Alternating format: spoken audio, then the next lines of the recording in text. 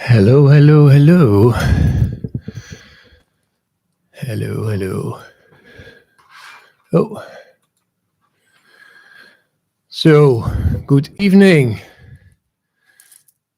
Am I muted?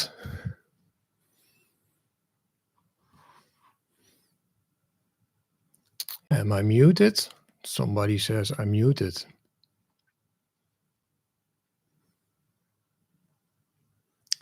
Can you hear me? Because... Oh, Jesus. Thanks, Andre. And also, thanks for visiting my stream. It was fun going to your stream. So everybody, if you don't know BeardedTinker, or you're not following BeardedTinker yet, go to his channel and subscribe. So there's a lot going on here. I have to see if I can. Give me a second. Where is everything? Yeah. No, you sound fine. Okay, that's great to hear. Okay, let's switch over to... Where is my main view? Yeah, this is the view that I was looking for.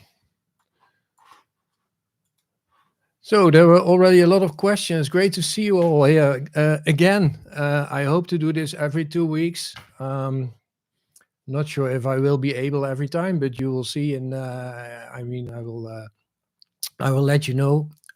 Today I have some products again that, well, actually a lot of those products I had 2 weeks ago already, but I didn't have time to show them first at that time to you, because there were so many questions that I had to answer. Let me see how the chat is doing. Oh, there's a lot of people in already. That's really great. Okay, don't listen to BeardedTinker. Yeah, I know. He's always joking.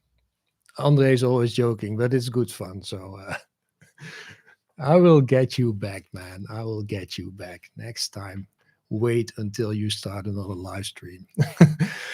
Giveaways. Yeah, well, actually, about giveaways, what I'm doing currently is I'm talking. I'm not sure if I told that last stream. Maybe I already told that, but I'm talking to some suppliers to do sort of giveaway lottery for stuff that they send me and that I don't really use. Well, actually, most of the stuff that they send me, I'm not really, not always using, because yeah, I only have so much devices that I can handle in my house. And so I wanted to do a lottery with all the stuff that I have and do a giveaway. But the thing is, shipping is a little bit annoying. So what I'm trying to do is to do a giveaway, and that the supplier then sends that item to you guys, instead of that I have to send it and that it costs me shipping costs. So, I mean, within the Netherlands where I live, that's not a big problem. But if I have to send it to Australia, for instance, then it's going to be a little bit, well, too expensive for me. So that's that. Oh man, the chat is going like crazy again. Okay, Robert, yeah, okay. There was actually already one question when before the chat, well, before this this whole stream started, and that question was already entered. I'm not sure if it was today, but it was when I looked at it today, I saw that it was already in the chat, and that was someone who asked me how motion detection works and how you can make motion detection work this way, the way that if there's like 5 minutes, let's see if I can, 5-minute period, leave light on. Yeah, is there no motion detected within 5 minutes, then the light should go off, and otherwise it has to stay on for 15 minutes. I think that can be done easily, very easily. And I'm just going to, the question was asked by Ethan B. Not sure if I pronounce your name right. It's really easy. I can show you how to do this. So let's go to settings and then to automations and scenes. Oh boy, I have to tell you something about automations, because with the next release of Home Assistant, the whole automations part is going to change. And that's just a small change. There are a lot of changes coming in the automations part. This is really a scoop, guys. This is really news, because that means that also all the old tutorials are not working anymore. Well, they are working, but you have to search a little bit. So there are things going to change. I'm going to show you what is going to change in a minute. But first, this question. So if I create a new automation here, let's start with an empty automation. We give it a name. Yeah, test motion. Get this thing out of the way. Okay. Hope you guys can still hear me. Test motion sensor. So it's actually really simple to do that, Ethan. It's like you choose a device, and in that device, for instance, I choose my office. Let's say my office motion sensor. And what you can say here is you can choose a trigger. And if I say, for instance, office motion sensor occupancy became occupied, and it might be different in your case depending on what motion sensor you have, but at least this is what it's saying. It's like it's detecting motion. Then you can say, well, if it became occupied, then that's one trigger. I will give it a trigger ID motion detected. And then I can create another trigger. So if you don't know what trigger IDs are, I say this in every video, then watch the video on trigger IDs, okay? Anyways, then you create another trigger, again for my office motion sensor. And then you say, let's say, became not occupied. But then here you can say for 5 minutes. So basically, this is all that you have to do for your use case. So it's really simple. Oh, well, I don't really need a trigger ID here. But anyways, so what happens here is that this trigger will only do something after no motion is detected for 5 minutes. And while motion stays detected, then lights will stay on. So that's that. Okay. Next question. Let's go all the way down first to see if I'm... Oh, damn. Hi, Ed. When to use the unique IDs? Okay, good question, Misha. I will come to that later. Okay, first scoop of the day. The new automations interface. There is a small change coming up, and this is something that will be in the new release from September. And I think I recorded it. Let me see if I can find it. Then I just have to play the record, the play button, press the play button. Where did I do this? I think I knew this yesterday. Okay, I cannot find it. That's very annoying. But I have a different way of showing this. So, one moment.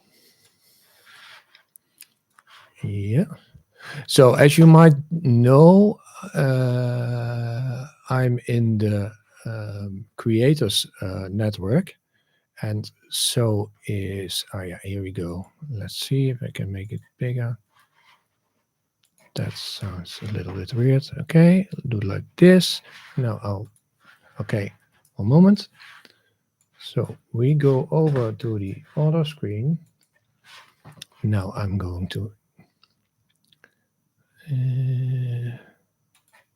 So this is going to be the new way of how automations is going to look like. It's a small change, but there will be a lot of changes in the upcoming months. So that is, well, not such good news for us creators, because yeah, I mean, all our tutorials are not like picture perfect anymore, pixel perfect anymore, but you will still see how it works. So I'll give you a little demonstration. So we create an automation. We start with an empty automation. And what you see here now is that we now have options like add trigger, add condition, add action. Give me a moment and I'll, 1 second. Preparation is everything. Right. Okay. Yep. So now I have this yellow thingy. So now we have new buttons here, add trigger, add condition, add action, as you can see. And so you have to click add trigger first, and then you can choose a trigger and work on that. And the same is for add action and add condition. So that is just a small change, but it is already something different than how it currently was. And there will be other changes too. There's also another change that I think I can already show you guys. 1 moment. I'll open that too, because that is also very nice. If it's going to work, at least. Why I can't see? I cannot see the.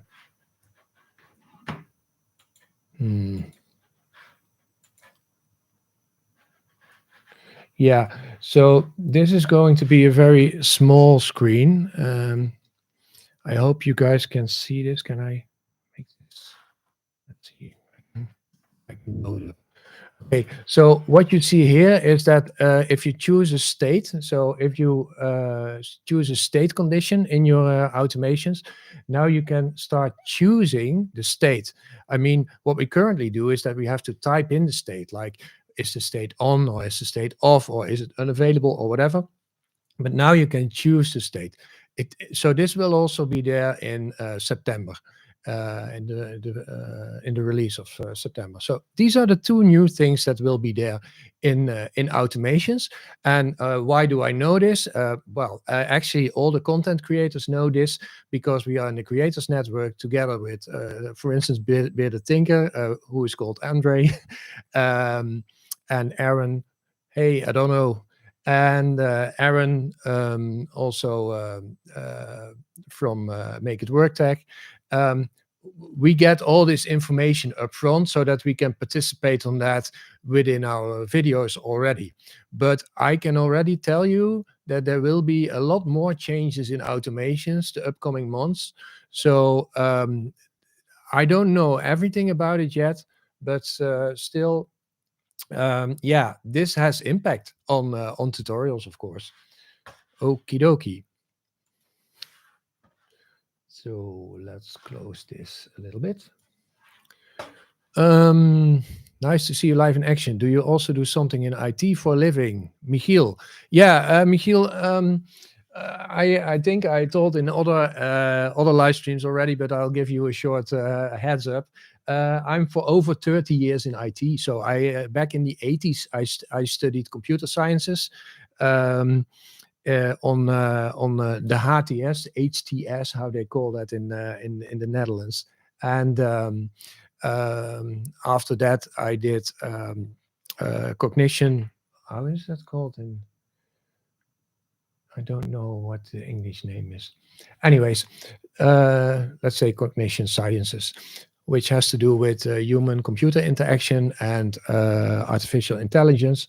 Yeah, and I did basically everything within IT. So I did everything from being someone at the help desk until senior management and everything in between.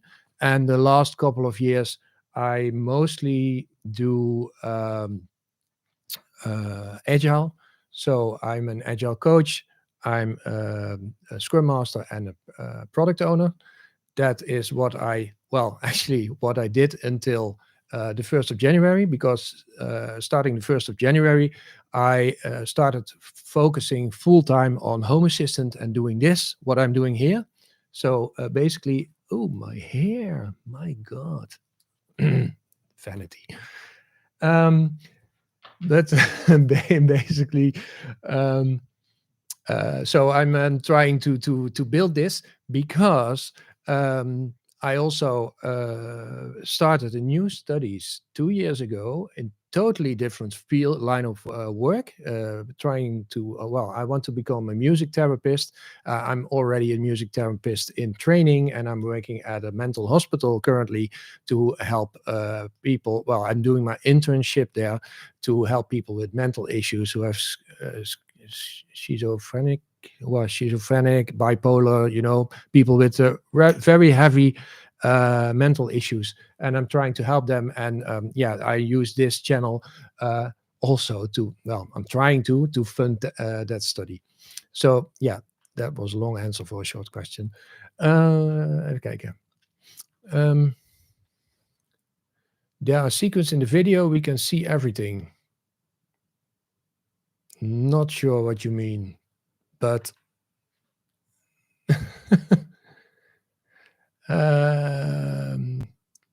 okay, there again, welcome guys. Already 39 people in this stream, which is, well, a lot, I think. So I'm going to scroll back a little bit through the chat to see if there are questions that I can answer, because I'm here for you to do a Q&A. If you have questions about Home Assistant or about smart home in general, ask them in the chat. I will try to answer them as far as I have the answers. If I don't have the answer, then I have to come back on it later. I will also show you a little bit of products if I have time. And yeah, you can ask whatever you want.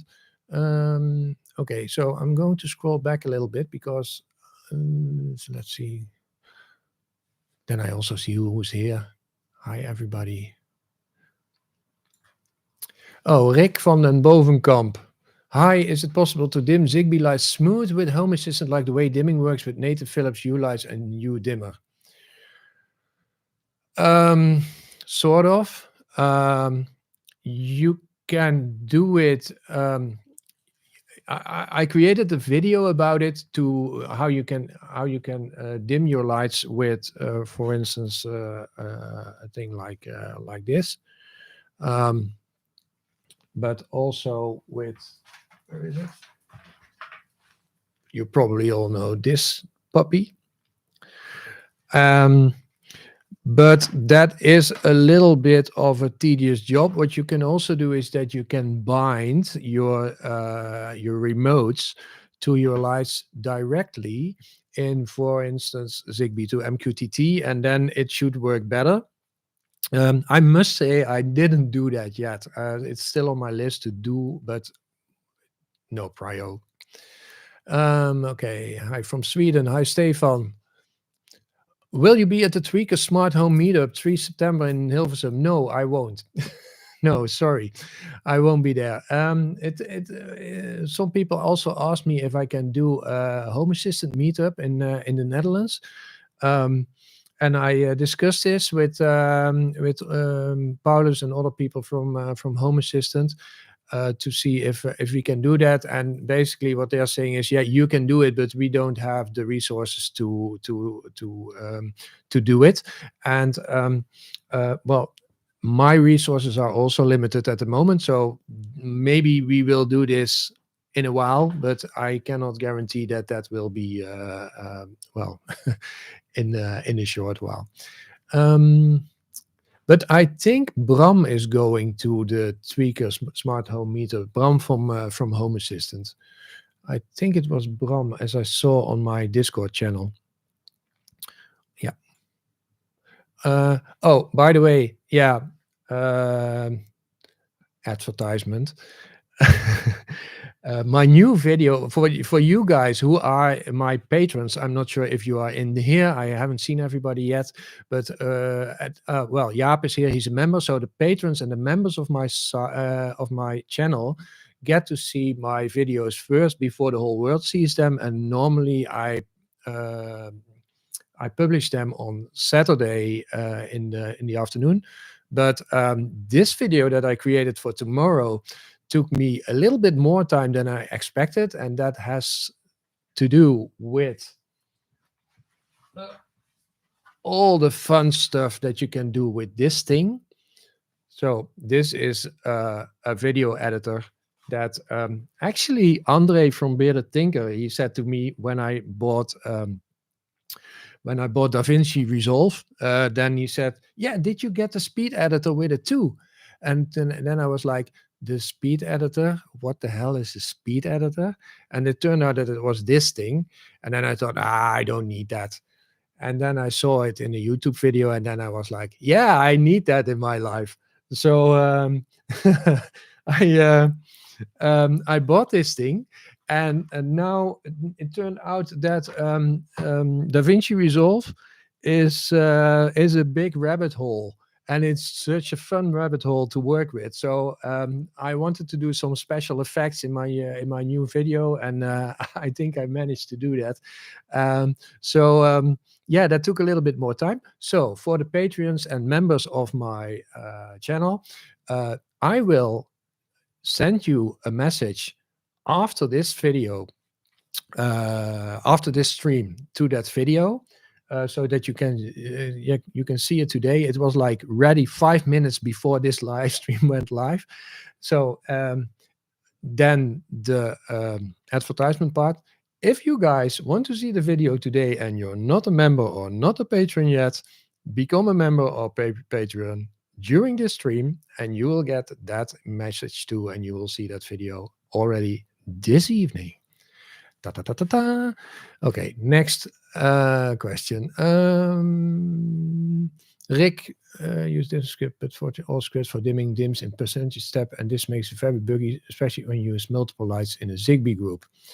Yeah, Rick, that is a good question about the Zigbee group. Oh, look at that. Johnny became a member. Thank you. So, Rick, yeah, okay. I will give you a little bit of a teaser of this week's and next week's video, because they will all, both videos will be about Zigbee and about how to, well, what works and doesn't work. And the question about you that scripts dimming in percentage of steps make it very buggy, especially when you use multiple lights in a Zigbee group. Yeah. What my experience is that if you use, for instance, Zigbee to MQTT, you should use the Zigbee to MQTT groups to group your lights, and not Home Assistant. When you use Home Assistant, what happens is that if you control a group in Home Assistant for Zigbee to MQTT, at least that is what I think that happens. It's what I see that happens. I'm not sure what happens actually, below the surface. But is that all the lights get a signal separately. And that makes it bit buggy. So if you use a Zigbee group in Zigbee to MQTT, then all the lights are sort of listening to that group, and if that group changes, then all the lights change. So that's much more stable. So that might be that is also your issue there. Okay, what Zigbee coordinator do you use, and what integration are you using? Yeah, that is what my video tomorrow is about, and that will go live tomorrow. But at the moment, I use two sticks. I use the Combi 2 stick, and I use the new Sonoff Zigbee USB stick that just came out. I showed it in the previous stream. It's currently connected to my production environment, so I'm not going to remove it there, because then I'm killing my system a little bit. So that is what I'm using now. Good evening, Jaap. Mr. Super Sidewinder, great that you're back again. I really like your name. It's like, okay. let's see, to avoid buying a video doorbell. Okay, Jacques. To avoid buying a video doorbell, I had thought of buying a camera with two-way audio and broadcasting it on my Echo Show 5. What do you think of the S5 Pro camera? I don't think anything about it because I don't have that camera. Maybe someone else can answer that or has it all answered already in the stream. Good evening, Christian. Sevach, always there. Great to see you back. Yeah, I cannot answer your question about Z-Wave because I do not have any Z-Wave devices. I only use Zigbee. And I'm very pleased with that. It's cheaper and it just works. I think Z-Wave is fine if you want it, but I never has chosen to do that. Oh, Andre. Wow. Thank you for supporting me. That is really cool. Now I have to support you.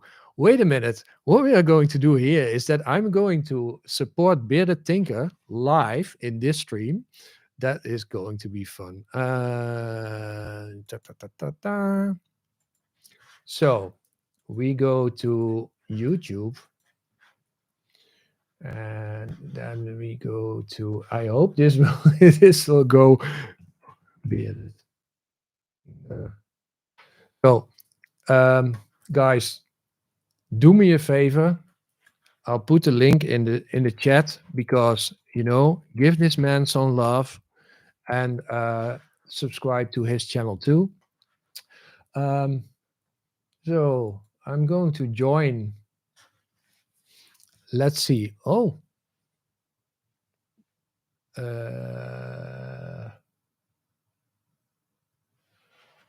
Supporter join. So, wow. Okay, I'm going to do this a little bit. Okay, so this is the way how you can support other people in their stream or in their on their website. Let's say I'm going to log in a little bit.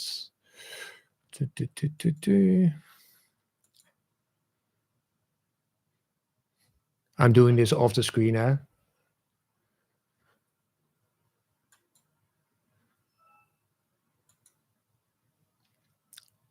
So now this is a live demo of becoming a member of someone else's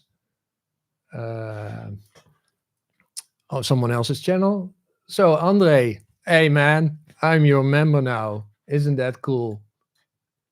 Great. So that was a fun thing to do. Okie dokie. Let's see, where am I in the chat? Don't do that online. Why is he saying don't do that online? Yeah, I do that online. Why not?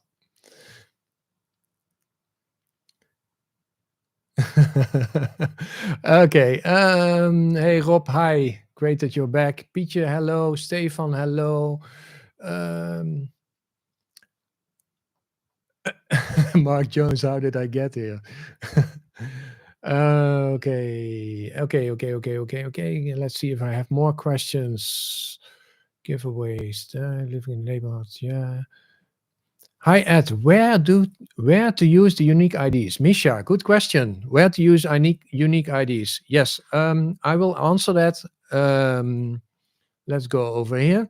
So, okay, there are a couple of new modern ways already. Well, sort of new modern ways, for instance, to create template sensors.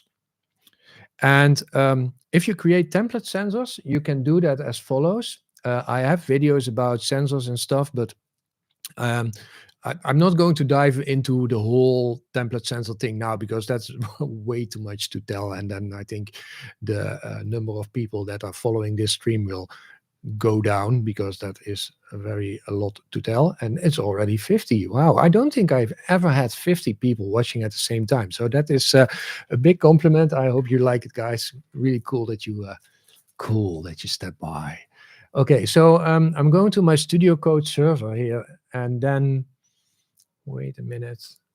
Then I go to my templates.yaml. So I have here my templates.yaml, and well, I was a little bit experimenting with some things. For instance, I wanted to have a template that is called isDay, because I wanted to have a simple thing to use in my automations. Oh, thank you, Robert. Great. Oh, guys, this is really so nice. Thank you so much. Anyways, so if you see, I created a template which is called isDay because I wanted to have a simple sensor to use in my automations to see if it was day or night. And what you can do, of course, is you can do it in two ways. You can see if the sun is above horizon or the sun is below horizon, or you can see if it is after sunset or before sunset. Well, the after sunset and the before sunset thing is kind of tricky because you need an or statement to see if something is after or before sunset. So I normally, well, I used that in the beginning when I started to use Home Assistant, but I was a little bit fed up with every time using that check. So is checking the sun above horizon or is the sun below horizon, or after sunset or before sunset? So I created a template sensor. I cannot make this bigger here, I think. Anyways, I made this template sensor where you see that if the state is above horizon, then it returns true, and if it is below horizon, then it returns false. And what you see here is the unique ID. Now, I will show you now what this unique ID does. So I'll give you a little bit more information. Who asked that question? Misha. I'm giving you a little bit information here. So we are going to do this on the fly. So I'm going to remove this unique ID now from my template. So let's save this. And what I'm going to do now is that I'm going to reload this templates.yaml. Now in Studio Code Server, you have a very nice option for that. And you can call that with Control-Shift-P. And then I can search for template. And then I can choose reload template entities. So now the template entities are reloaded in Home Assistant, but you can also do it by going to the developer tools, go to the YAML tab, scroll down, and then click on template entities, and then it's reloading. And what the best thing about this is that you actually see if there's no error in it or if there is an error in it. So here is no error in it now. So what now happens is that I can, if I go to states over here, click on set state, I created that isDay. What am I doing wrong? Wait a minute. Always fine, always nice if it's not working. Sensor.isDay. So, okay. I didn't test this and it's not working. Okay, then I'll think the other one is working. Give me a second. This is always fun to do this when other people are in there. Why is this not working? So the best way to test this is to state. The best way, okay, I'll show you how I normally test these things. So what I normally do if something is not working, I'm going to the developer tools, and then I'm going to template, and there I can, let's remove this one. So there I can test if my code is working or not. So probably I made a mistake. Oh, above horizon is true. Okay, so below horizon is false. So that is good. So my code looked good. So what did I do wrong here? Okay, let's copy this whole thing. Go back to developer tools. Paste it here. I get through. So I don't know why my the code. So the code is correct, So I don't really know. Let's see. Is day? I expected this is day to give. Oh, sorry.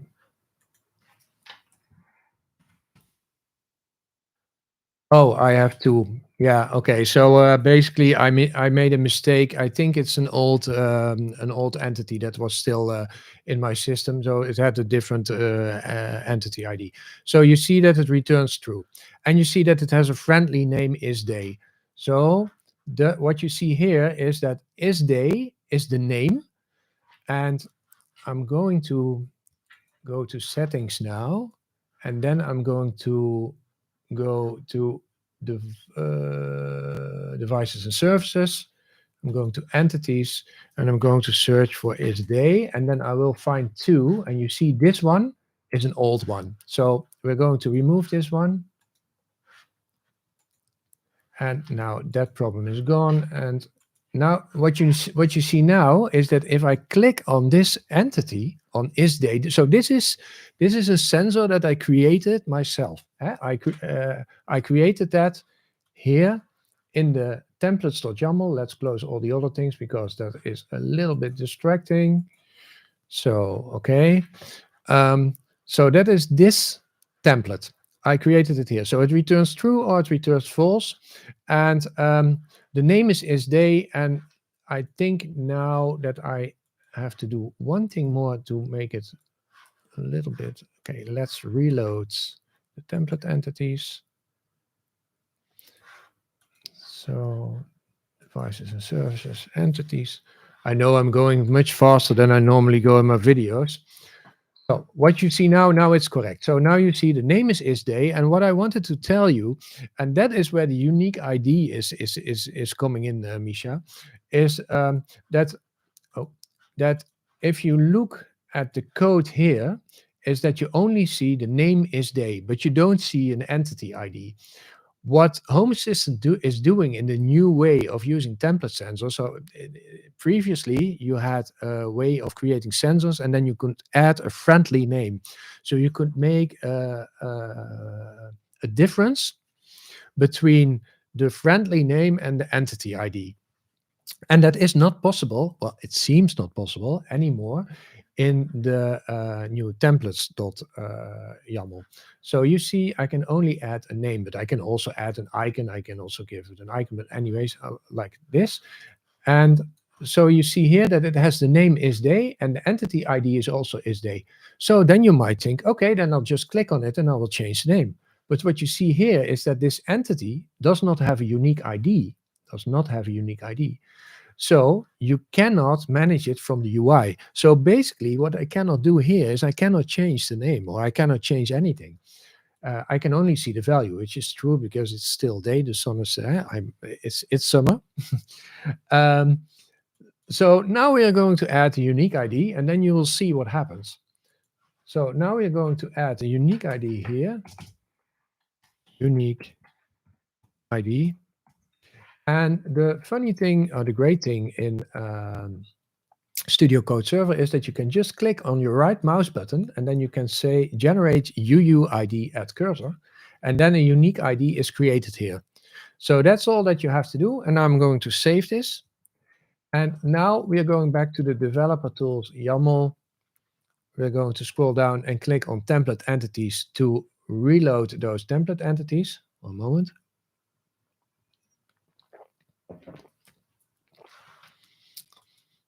And if I refresh this, okay, of course, I have to search for it again. And you see that now I can change everything. So now I can change the name. So I can say day or night. And now I have a different name here and a different entity ID. So that is where you use unique IDs for. I hope that was clear. Oh, that's the product presentation part. That's not what we wanted. Let's see if there are more questions. Look forward to the automation improvements. Yeah, I already showed that. excited for ESH's presence detector. Patrick. I was until I saw the price, to be honest. I think it's a great thing. I mean, I really like Lewis and what he's doing. Great guy. But I was also a little bit okay. Great, Misha. But when I saw the price, I think it's going to cost somewhere between 70 and 90 euros. I was like, "Ooh, that's a little bit much for what I would do with it." But so I don't have a use case for everything, maybe for in the bedroom. But yeah, I really like how Lewis evolved in this and that he did this. And I mean, this guy is really following his dreams, and that's the only way. So yeah.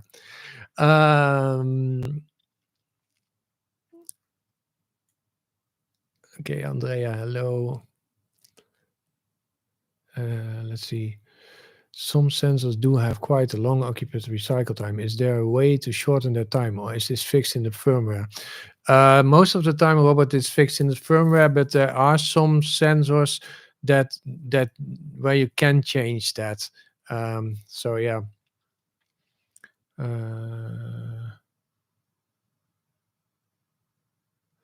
Christian, about your question about the price of the entity to change it in the database, I don't think it's possible. At least, let's say I don't know how to do that. Oh yeah, Johnny already answered also, Robert. I'm going to the end of the chat, and then I'll go up again to see if I can. There is a smart home junkie Discord, Johnny. One moment. I will put the link in the chat.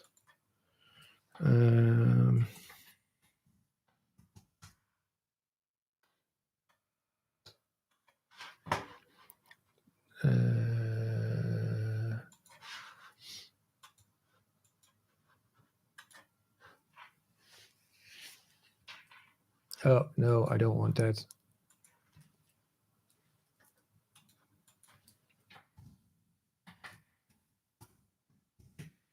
So there's also a site, smarthomejunkie.net.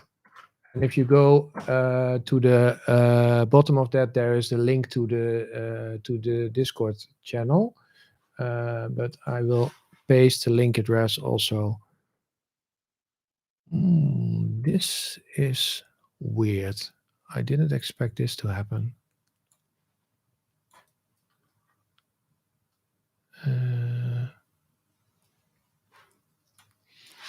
One moment, I'll do it a different way.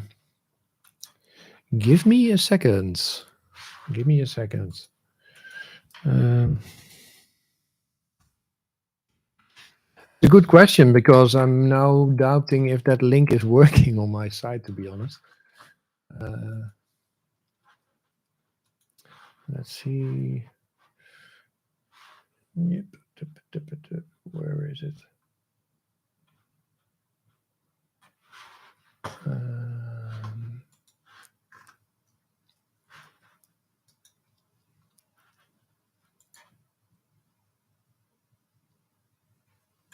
Oh, I hate this. Yeah, here it is. So that is the link to the Discord channel. There are a lot of Dutch guys on there, but there's also an English channel, and I can also add new channels if you like. Link of the site is working. Okay, thank you, Misha. Regarding the NFC tag reader to switch on off the alarm, in which directory should I place the configuration file? I'm not sure what configuration file you mean. I think you asked this question also in the on the channel, Will.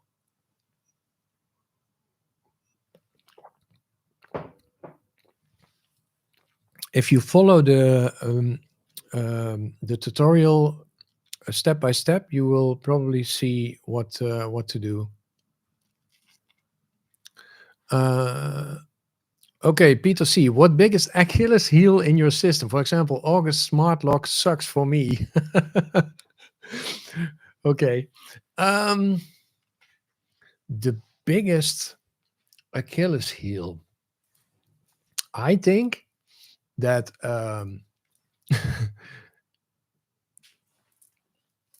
well, actually, um, what I still need to do is that I have to replace a lot of switches in my house to uh, that if Home Assistant goes down, that they still work. Because now I have some switches that don't work anymore. Um, because I wanted to test things really fast, and in in in Dutch there is a saying for that. It is let's see if I can translate that in English. It's like, in the house of a plumber, all the taps are leaking. So that, so it is there are a lot of things in my house that I still have to make really perfect, because I still think that if you pull the plug from Home Assistant, that your whole house should still work and all the switches should work. And in my case, that's not the case. So yeah, so that is I think that is my biggest Achilles heel. um Other thing which is giving me sometimes a headache, um yeah, that's basically what my video of tomorrow is about. um do I have things that I do not use anymore? I don't know. No, I don't. I cannot come up with something. um Well, basically, my kids are the biggest Achilles heel, because they tend to still use the switches, and then my automations don't work anymore. Maybe that's one. I don't know. That's a great question. Uh, Michiel, do you have any opinion about HA yellow? Um, I don't have that. I do have a blue. We are waiting for the purple. No, just kidding. Um, but I don't know. It looks like a promising device, um, because you can change components on it, and that looks promising to me. Uh, it looks more future proof. So yeah, it looks like a great product. Oh well, okay. Talking about that, maybe we can do a little bit of a product presentation. Because now we're talking about yellow, there was this thing was sent to me um, not so long ago. So this is a mini computer, and you see that Home Assistant is already installed on it, and it's made in China. It was also sent by a Chinese company to me, and this thing actually.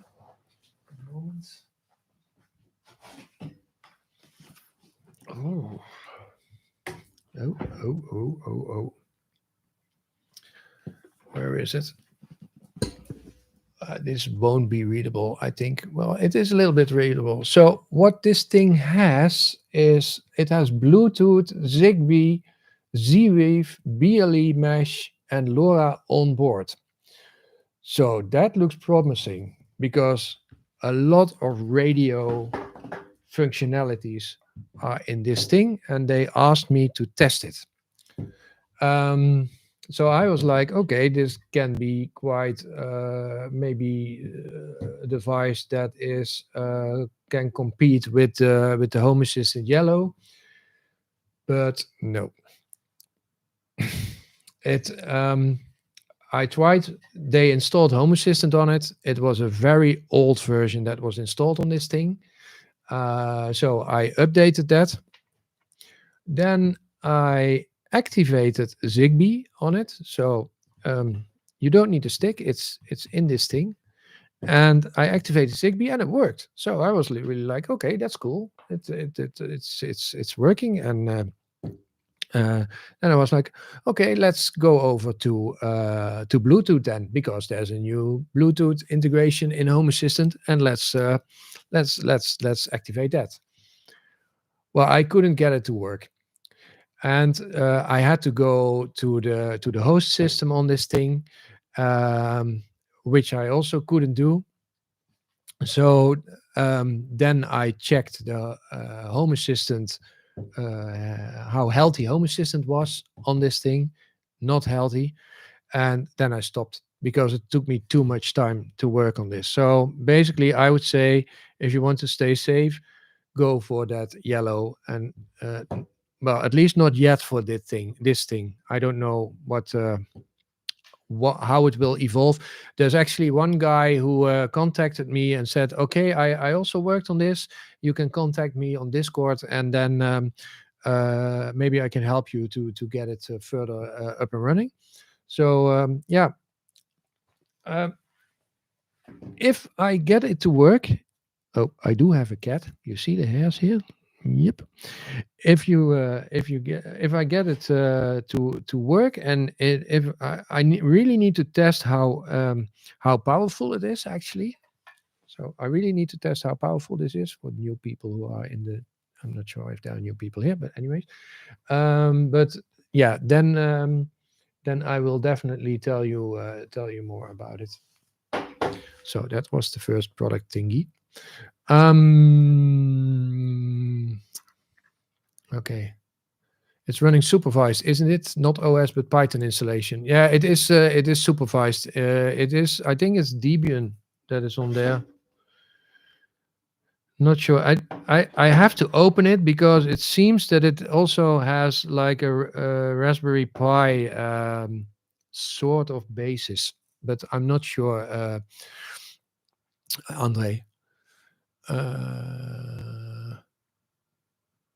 Does the kit use Z2M or ZHA? I'm not sure what you mean, Solomon, with the kit. Maybe you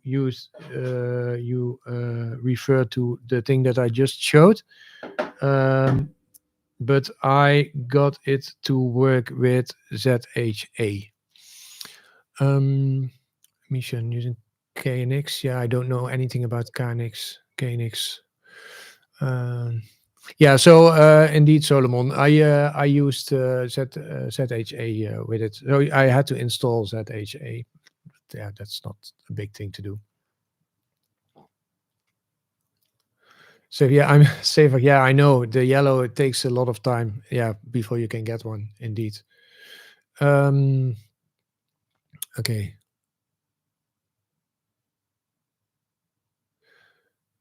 Johnny, Zigbee to MQTT gives you the opportunity to run two different HA instances that talk over one MQTT server. Yes, indeed. Okay, I'm going up in the chat. Christian, what emergency scenario do you have if the disk EMC fails in order to be up and running again as quickly as possible? My emergency scenario is that I have two Home Assistant servers. Actually, I have a production environment and I have a test environment. My production environment is the blue, and the test environment is a Raspberry Pi 4 with an SSD. So that is, I mean, let's say that my blue is totally not working anymore, then I can go to my test environment immediately. I do create backups with the Google Drive backup add-on. So every night a backup is being created and stored on my Google Drive, so I'm not going to lose that.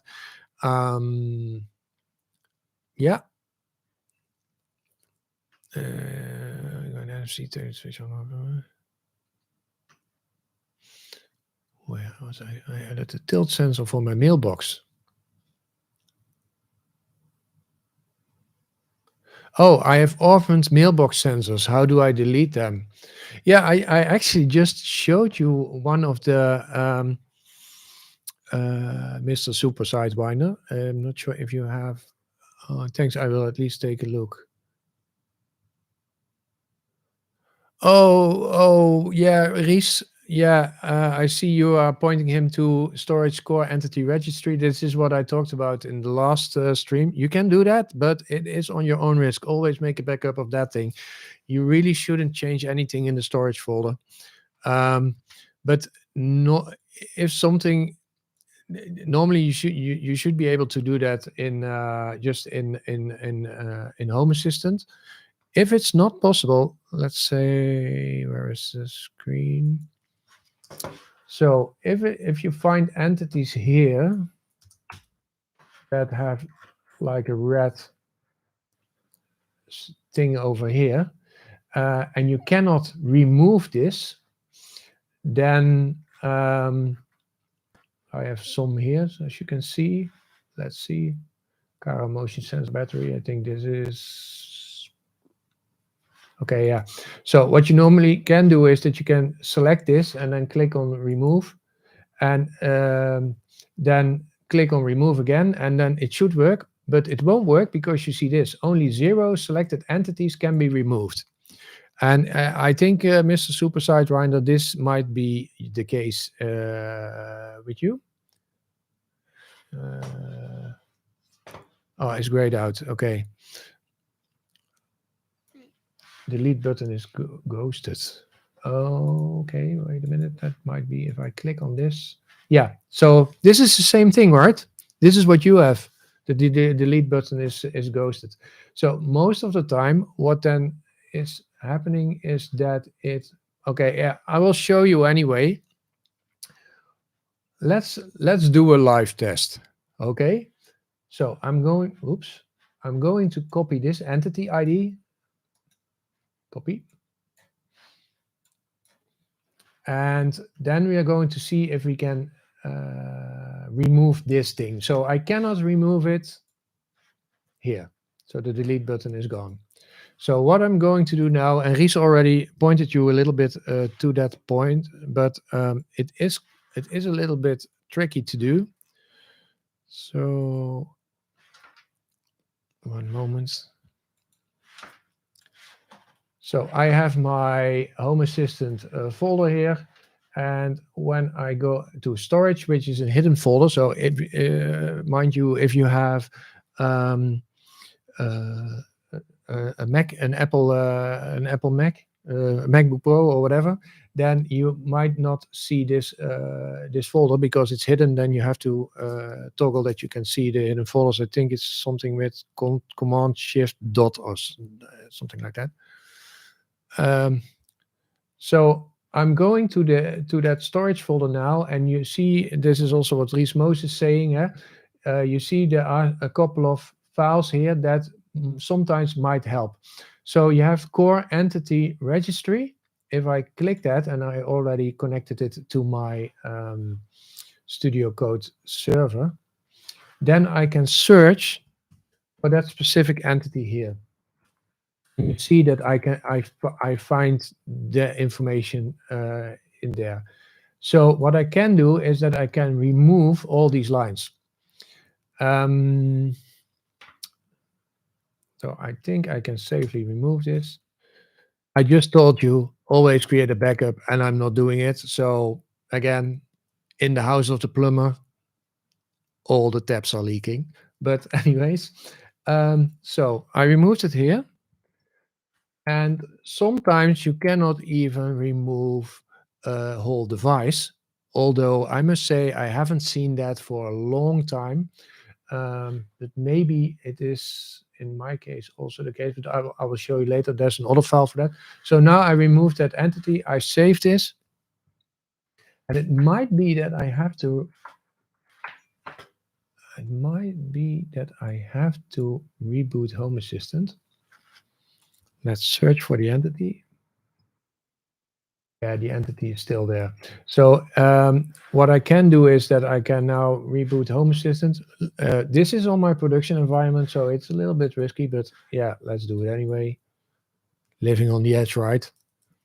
So we wait a little bit. I'm going through the questions in the meantime. No, your question about Hacs is not answered already. maybe I can go to there in a minute. Give me a second. Okay, Home Assistant is starting.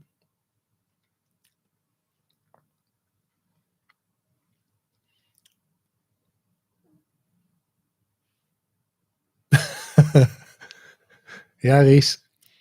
Sometimes you have to take some risks in your life. Life starts at the end of your comfort zone.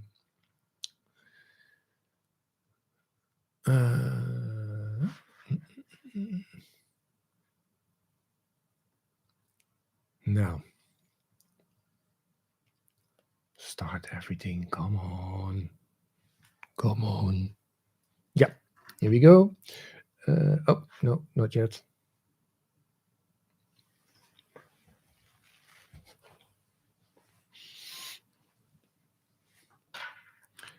Okay, settings, devices and services. Go to entities, and I'm going to search for that one entity, and still there, so it didn't work. If this is happening, then something else is going on, because then it's not in the config, but then there is still some connection somewhere that's keeps creating these entities, and then you have to search for so then thank you, syntax probably.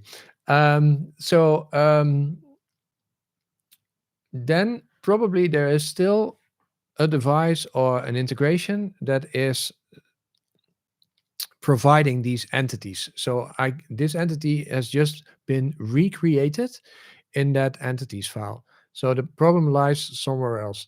I'm not going to dive into this more now, because then it's going to take a long while and it's not for everybody. But there might be something with this sensor. Maybe I can see what it's part of. Cara motion sensor battery, Cara motion sensor. That's a very small.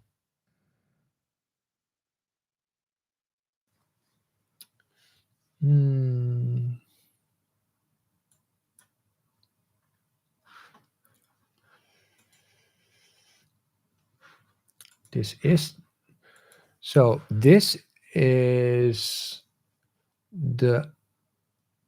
Oh, yeah, I already know what this is. Okay, so I think I need to remove. No, I cannot.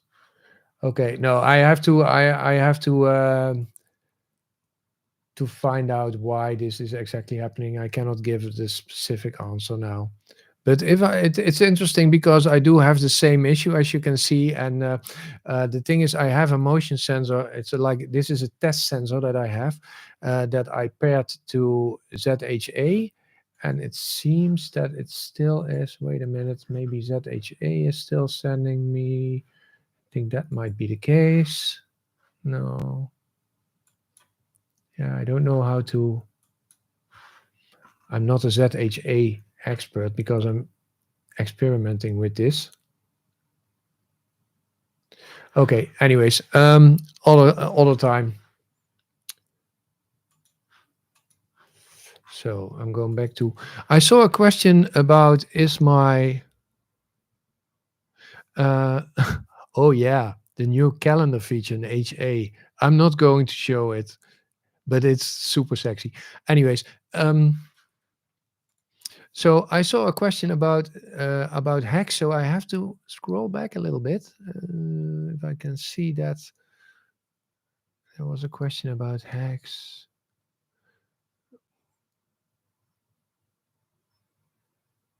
Yeah, Sevak, thank you. Please like this video. 45 people here, only 20 likes. Yeah. Well, everybody may do what he wants, of course. So if you want to see the video of tomorrow already this afternoon, become a member or a patron. I need to have some sort of advertisement, jingle. That's one thing, and people don't realize how much work it is to create a video. To create a video costs me at least 24 hours. So then that is you don't. That is something that you don't really think of when you create a video of 10 minutes.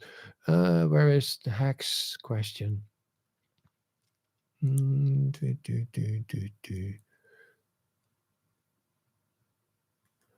is the Hacs question?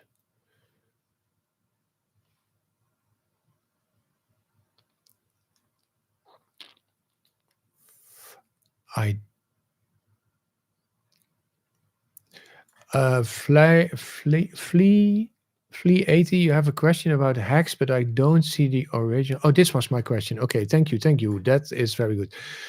Did something change with Hacs? I did not use my Home Assistant server for a month, and now I use it again. Hacs does not work for some reason.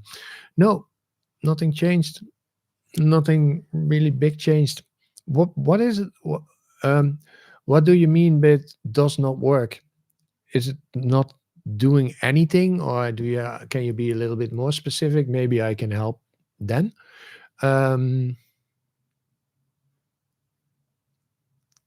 Yeah, Ries, there is something really cool coming on. What do you think, Andre? What do you think? Should I show it, the new calendar integration for the automations, or do you think that I shouldn't give it away yet? No. Okay. No, I won't. I won't do it. Okay. Fail to set up. Yeah, I failed to set up. I don't really know what is going on there. Don't get in trouble. No, I won't get in trouble. I mean, everything. It's still. I have a lot of contact with Frank. Actually, Frank and I know each other in person. We worked together in 2014 or something. So we know each other from real life, and well, I sometimes I ask him, can I already show people things? And then he's like, yeah, why not? I mean, my repository is everything is open. It's open source. Everybody can see what's going on. So yeah, if you search, you will find it. Okay, it's not loading.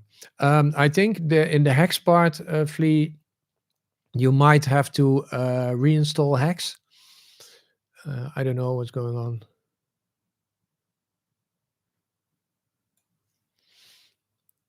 Thanks, Andre, for answering that question. Okay, maybe another product. Maybe another product. Let's go for another product. So you already see this thing here. For the people that just visited Andre's live stream, I just wanted to show a little bit about it.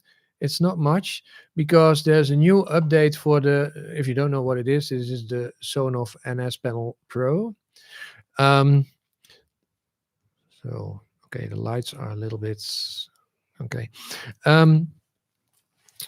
So there was a new update, and I was hoping that Zigbee was already working, because what you can do with this thing is that there is a Zigbee hub in this device, and the thing is, it looks really nice, but it's not working. So all the content creators got this thing like a month or so before it was released. We couldn't say anything about it because there was like a non-disclosure agreement, but yeah, there was actually also not so much to tell about. But what is in there is that you can add devices, and you can click on start pairing, and then it's going to search for Zigbee devices. So there is a Zigbee. It's also a Zigbee hub, this thing. So I was hoping that with the new update that this would work.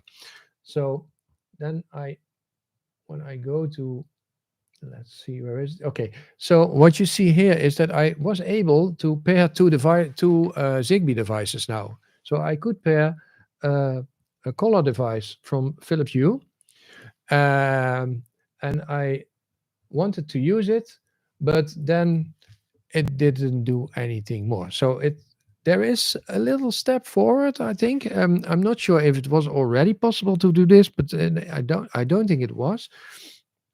But well, this is what it is. It's not responding after that, and the same is. Oh well, this one is offline, so that is also not working. Um, the only thing that currently works is the cameras, and the nice thing about this is that it also supports RTSP cameras. So, for instance, if I pick the camera in the garden, it takes a little bit of time. Then you see my outdoor camera here, and I can see my camera on this. There is a smudge on the camera lens. So that's the only thing that is currently working. Where is it? Settings. So if I look at about, you see it's now at version 1.2.5. I already tested today if there was a new version.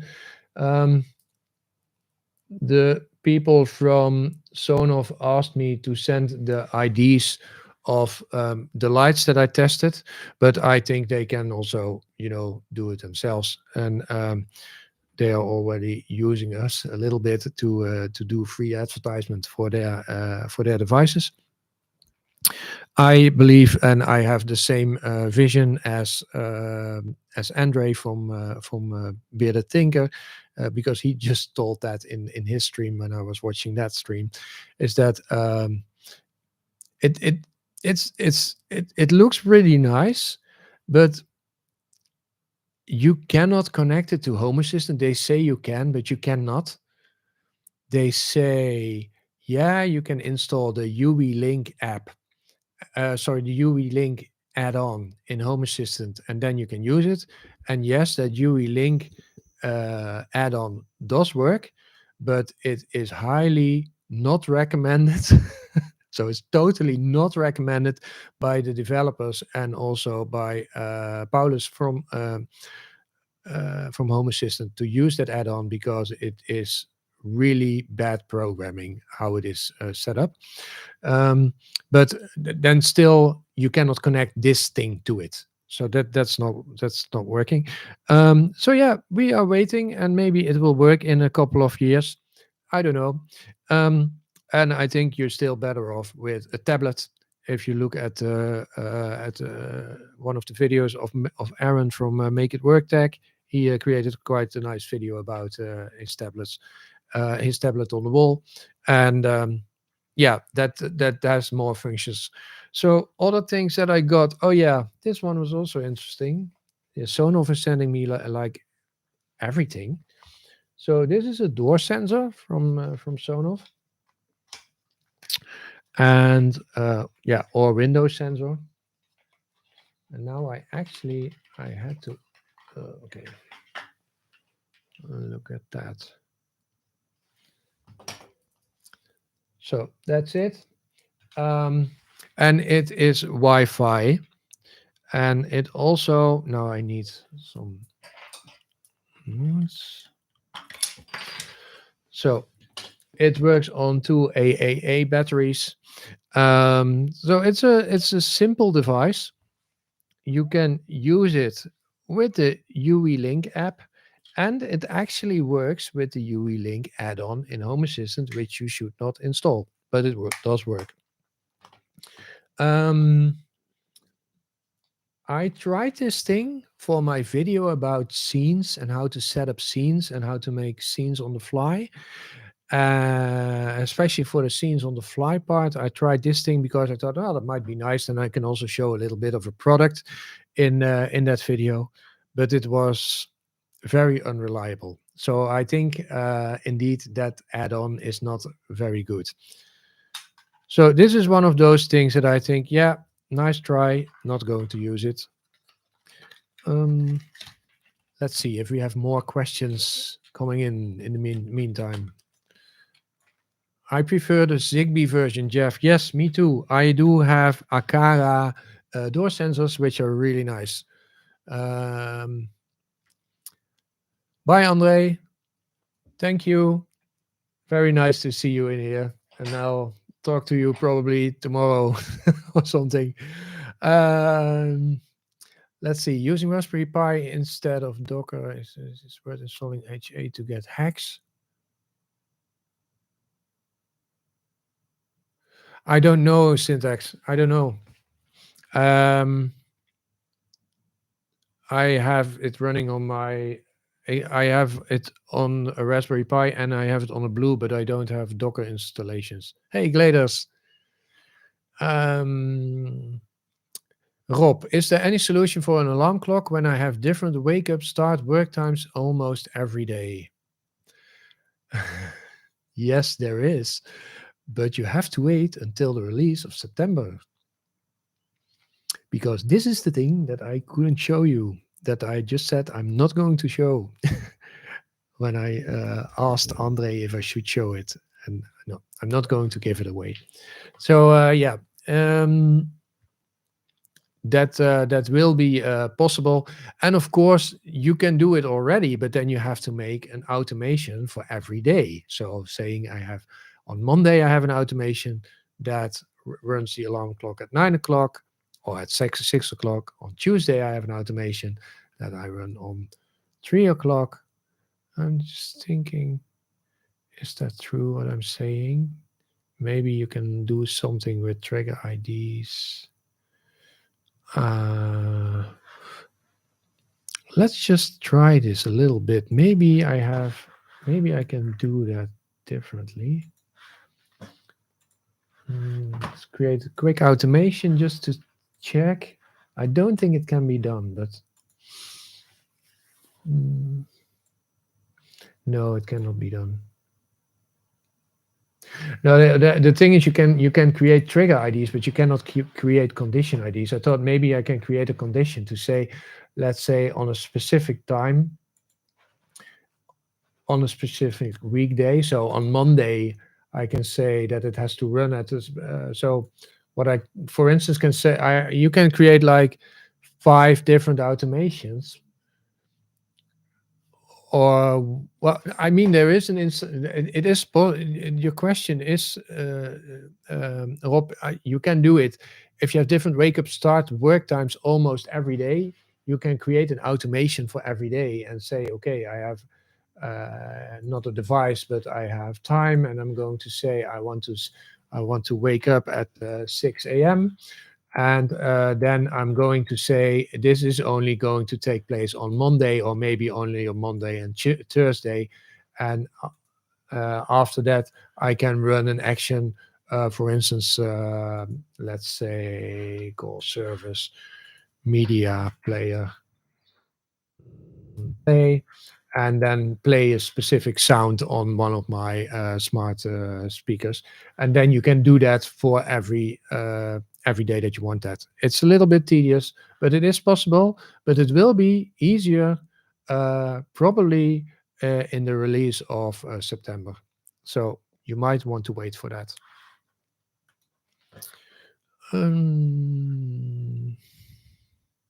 Oh my God, you are asking so many questions.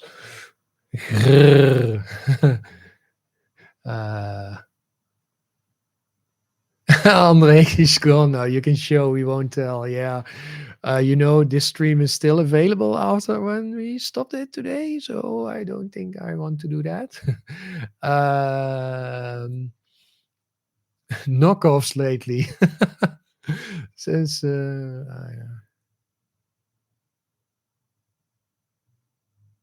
oh, GLaDOS, that is a good question. That's actually very nice. Question is, since electrical prices are going up, can you do a guide on how to easily control, let's say, a smart plug, depending on when the energy price is low?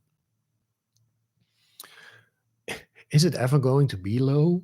I mean, it's like, it's only going up, right? I think it's possible to do, yeah. But I'm not sure if it is like when you want to do that, if it's like changing every hour or so, and even then, if you can get that information from your energy provider. Yeah, Jeff, that's also a good question. Is your schedule in Google Calendar? Indeed, you can use Google Calendar too. Jaap also said that. I added my first two Akara sensors about 2 weeks ago. Okay. I have a ton of integrations for energy prices. Oh, cool. I haven't really looked into that, Jaap. Oh, nice. Okay, I'm going back. I think what you also can do is, for instance, start something when the sun is shining. If you have like solar panels, and see how much you get from the solar panels, and say, okay, this is a good time. Now start the washing machine. But then again, I don't think you would want to use a smart plug, but you want to use a smart washing machine that you can really start from a distance.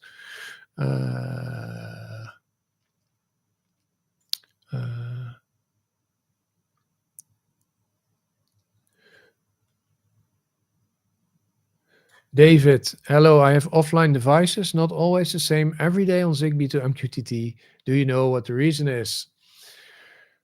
You have a Sonoff key with the latest firmware. Okay, that is, I'm a little bit surprised by that, because that shouldn't be an issue. The offline devices, David, are those light bulbs, or are those battery devices like sensors? What are those? Because I'm asking, because if these are only sensors, then it might be that you do not have enough routers in your house. So it might be that light bulbs, and basically every device that is on 220, 230 voltage, or 210. Hey, Thomas. Hello. What's going on here? A lot. So these are routing devices, and what they actually do is they build a mesh network, so they connect with each other. And these little battery-powered devices, they do not do that. So they depend on having enough routers in your house. So it might be that so battery sensor. So David, it might be that you do not have enough routers in your house, and that the distance is too far. I'm not sure. It's just I'm making a lot of assumptions here, but that might be the reason, because the Sonoff stick together with Zigbee to MQTT shouldn't have that issue. Oh, okay. 27 routers, 76 devices. Yeah. Okay, I'm going back to the. I'm going back in the chat to see if there are more questions about Home Assistant or other things. Time to look at my question. Alarm clock. Okay, there's an update few months. Yeah. It's hard to catch up with so many questions, guys.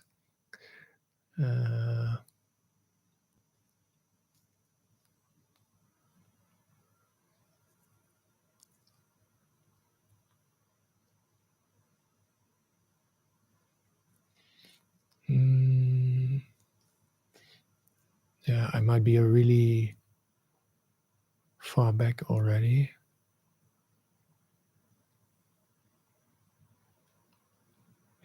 Limb 1500, thank you for the compliments. Oh, there's more going on now.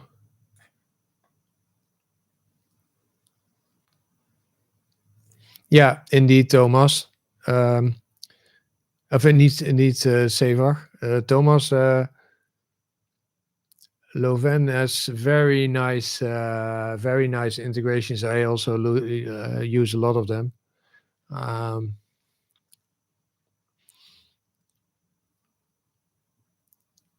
Yeah. Oh, yeah. Now I know. I had a question in the last stream, the stream before this one, that I didn't answer. And there is somebody here talking about due to the shower stream. There was a question from someone. He said, "Okay, I do have I have a shower, or let's say a bathroom, and I have a motion sensor in there. But when I'm in the shower, I cannot. Well, the light is going off because the shower is a closed, a closed shower with, these window glass doors. And he asked me how can I fix this. So I was like, okay, there are several things that you can do to do that. Um, so one of the things that you can do is that you can combine that motion sensor with a humidity sensor. So you can say, for instance, say, okay, when I come in, when I enter the bathroom, then, okay, did I really say that? Wow. So when I, when, uh, yeah, boys will be boys. When I enter the bathroom, then the motion sensor picks it up, and let's say it will only, um, it will only turn off the lights if there was no motion for 10 minutes or so. Then what you can also do is say, okay, but I'm also going to check if the humidity within the bathroom is at a certain level or has or rise to a certain level in a certain amount of time. So basically, is the shower on? That means that you have to hang that humidity sensor close to your shower, of course. So that is one thing that you can do. So then you have like a combination of two sensors to see if there's somebody still in that room. What you can also do is buy the. No, I'm not sure if that thing from Lewis will work with this because you are in a closed environment. So okay, so this is one of the things that you can use. Um, what you also can do is that, but then you need to have access to, yeah, that's something that you need to do in the wall. And I actually know somebody who created this. He had a sensor on his warm water pipe in the shower. So that sensor detects if there is warm water, if that warm water pipe is at a certain heat or not. So if it has a certain temperature, then you can say, okay, there is currently going warm water through that pipe. So basically, somebody is using warm water, and then I can keep the lights on, for instance. So yeah, that might be also an option. Oh, again, more questions. Yeah, I do have a humidity sensor myself, by the way. I have in my bathroom, I have a couple of automations. I What I have there is I have a Shelly 2.5, which is connected to my ceiling ventilator. I have a humidity, temperature, humidity, and pressure sensor in the bathroom, and I have a motion sensor in my bathroom. So basically, the motion sensor is functioning to steer the lights. Or if there's motion in the bathroom, then the lights stay on. Yeah, stay on. And I do not have a closed shower, so it also detects me when I'm in the shower. Then the humidity sensor is detecting if the humidity gets above a certain threshold. And if that's the case, then the ventilator goes on. And if it's below a certain threshold, then the ventilator goes off. So that is what I use on my bathroom. Yeah. P1mon has a way to measure water flow. That is true, but I think that is for the whole water flow in your whole house, right? And then I'm not sure if you know if it's, yeah, maybe you can combine that with checking if the lights are already on in your bathroom and if there is water flowing. So if there's water flowing and the lights are on, then you might think, mm, then in that case, yeah, you might maybe switch a helper or so.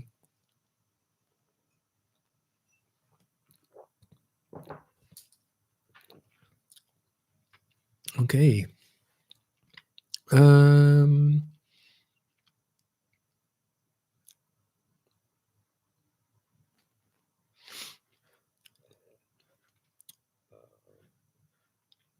Oh yeah, I read this wrong. I see here for the shower. I know glass is an issue, but even in front of the mirror, light still goes off, then back on after I move again. Limp 15,000. I think maybe your grace time is too short. I have it in my bathroom at I think 10 or 15 minutes. That there mustn't be motion between that period of time before the lights go off. But I read it wrong because it said I'm back after I went back to the movie again, and then I thought, oh yeah, I have this automation which I really like, and if you have a doorbell that you can detect. So if you have a smart doorbell, then you can detect if somebody is at the door or not, of course. And then what I I I I do have a smart doorbell, and I also can control my TV. I have a Logitech Harmony Hub, but you can do that with TVs from Android TVs too, I think. So then you can put your TV on pause or play or whatever. So what I created is it's a super simple but very effective automation. That is, if somebody rings at the door, then my TV goes on pause. Because every time when you're watching TV or watching a movie and somebody is at the door, the first thing that you do is pick up the remote control or ask your girlfriend or wife to pick up the remote control, or she does that, whatever. Anyone picks up the remote control and then presses pause. So that is one of my most simple automations, but so effective. And sometimes it's not effective if somebody is at the door for my son or for my daughter. But anyways, I just wanted to share that. Oh, Thomas is already gone again. Okay. Anyways, Thomas, if you ever watch this video again, thank you for visiting. You're also a fan of Mushroom, like it also. Need to change over to them. TSK, yes, Mushroom. It's awesome. It's so cool. I tried a lot of different integrations. Let me, maybe I can. That's okay. So what I use Mushroom too, and what I did in the kiosk video that I created about kiosk mode is that you can also, open and close this top bar and open and close the menu bar, and that is what I see. But if I log in as my son, then he doesn't even then he doesn't see this sidebar, and he doesn't see the top bar, but he can also not he also doesn't see these buttons, and that's also thanks to Thomas Loven and a couple of things that he created. But this is my Mushroom dashboard, and yeah, if you know the video of Lewis of Everything Smart Home, then you know that I watched that video and that I created this. I'm very inspired by his video. But I wanted to show a couple of things here, because what I did is here that I showed only the people that are at home. So if my son and daughter are at home too, then you will see that they will also pop up here. So it doesn't show anybody who is not at home. And I have some other things here that, yeah, for instance, server. So this is the uptime version, last login, home assistant version, if it's up to date or not, the data about my server, download, upload speed. Oh yeah, by the way, I am in my studio, which is far away from my router. And yesterday there was a guy here who, wait a minute. I'm back. Was a guy here who installed a new UTP cable, and this is like the it's I'm not sure how much meters how many meters it is. It's a lot, but he created that. He made we had to go around the house, so he made a hole in the floor to sorry, in the ground to well, to lay the cable in. I know it's bad English, but sorry about that, guys. I'm not a native English speaker. Um, and so then he connected it to my equipment here, and I was like, my speed was so much lower than I had with my power line adapters that I use now. That it turned out that that he broke the cable. There was something wrong with the cable, and now he has to come back Monday to do everything again. So yeah, really nice. Anyways, why am I telling this? I am telling this because the speed, because this speed should be 500 or so. And that is not the case at the moment. So that's a little bit of server things, but I also have this house thing where I have my television settings. I can switch on television, Apple TV, Blu-ray, pause off, and then I have a dream screen, which is kind of an old thing, but it's a it is like it's the same as like Philips Ambilight, but it's just those LED strips around the TV, and I created in Home Assistant. I created some templates and some switches to control that. Then I have in Dutch. This is for the garbage collection, so I see when the garbage is being collected.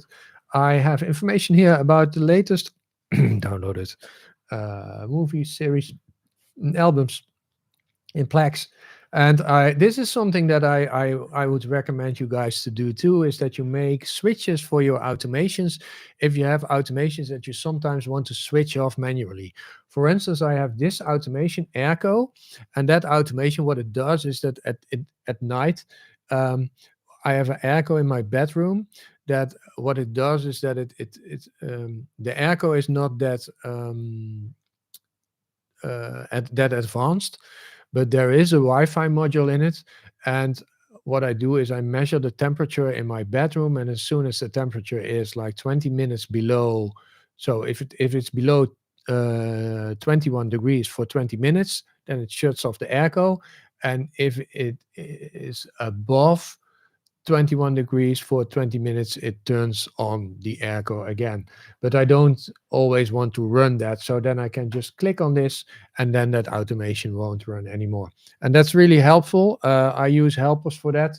You, of course, can also switch an automation on and off without helpers. But I like to use helpers a lot, because you can use helpers not only for switching on automations with a button here, but also, for instance, to use buttons like this. So physical switches. And then when I go to, I have gas prices. That's currently not working, and I know why that is, because that is something that I asked a request for Home Assistant. But basically, what you see here normally is the cheapest gas station within 5 kilometers from my house. And that normally works, but it's too much to explain now. And then my sprinkler automation, of course, all the settings of how my my garden watering system is working. And I made that all now in the mushroom carts. And yeah, you can see that I really like to use the mushroom carts too. It's basically my go-to thing, what I had before. But then I have to go to here, dashboards, our house. So this was my old dashboard. So I had here like a quick dashboards where I could really very oh there is something. I think there's a bird before my camera. See that? That's funny. Let's see. Yeah, it's not a bird. Oh, I think it's. I don't know. I don't know. I cannot see what it is. But I have. It is moving. Hmm. Okay. Interesting. There is something going on. Anyways, I had this dashboard where I could quickly switch everything. Not everything will work anymore because I don't use not so often anymore. And then I had to create a sensor dashboard where all my sensors were on there. You see that some things are indeed not working anymore because yeah, I'm not really maintaining this anymore. But this is looking a bit clunky. There's so much going on here, so that's why I switched over to Mushroom, and it looks a lot. Oh, that's interesting. Somebody put something in my mailbox. My mailbox sensor just told me that there was a message from the dark side. Um, oh, yeah, and you see it because there the mailbox just turned yellow, which means that something has been put in the mailbox. So yeah, I like this also very much, the mushroom cards, and they are also okay. Maybe one thing just to mention for people that are not aware of that, sometimes you might be struggling with the layout of your uh, dashboard. Oh, so you might be struggling with the layout of your dashboard, so that it's difficult to put things in the right place. And also, Thomas created a very nice integration for that. That is this integration. If you go to Hacs and you go to front end, let's do this. There is the integration called Layout Card. And with Layout Card, you get a lot more control over where you can place things. It's still not drag and drop, but you can change the way how your layout looks. And you can change different layout types. You can set the width and the max columns, etc. And then you have a lot more control over how it looks. And then you can create your dashboards perfect for your tablet, for your phone, for whatever. So highly recommended integration to use, guys and girls. Okay, let's see. Let's go back to the chat. You should do a video on top 5 dashboard design principles. Yeah, maybe. Spider. Yeah, I think it's a spider, Peter. I think so. It's interesting to learn your trash dashboard. Yeah, Seva, actually, my trash dashboard, if you go to my GitHub,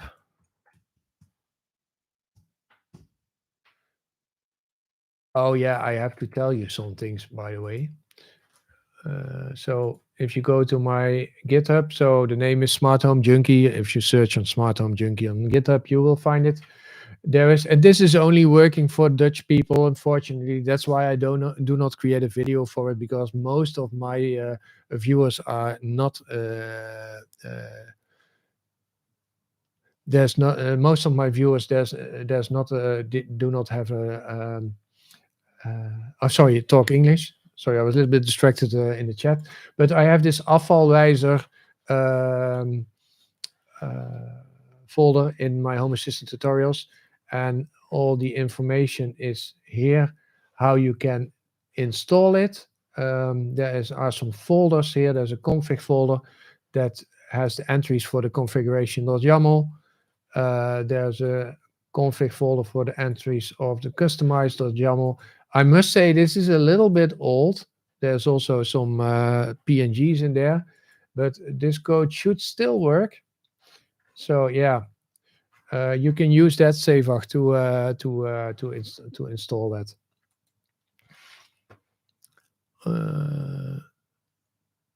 Spiderweb, spider, zombie.